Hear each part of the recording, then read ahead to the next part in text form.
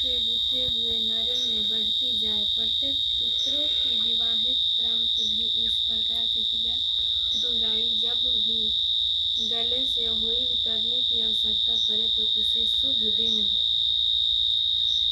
शुभ दिन में उतार कर उन्हें बूढ़े अथिया नैवेद्य देकर जल का आचमन कराकर रख दे। ऐसे करने से अन्न की वृद्धि होती है। अहोई अष्टमी पूजन के बाद ब्राह्मण को पष्टमंड पैंडा दान करने से विशेष फल की प्राप्ति होती है। सेठ सेठानी की कथा।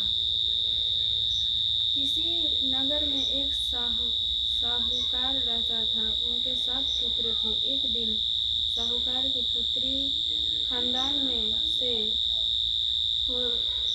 में से खोदकर मिट्टी लाने के लिए गई। ज्यों ही उसने मिट्टी खोदने के लिए कुदाल चलाई तो ही उसमें से रहे साहू के बच्चों प्रहार से आहत होकर मृत हो गया।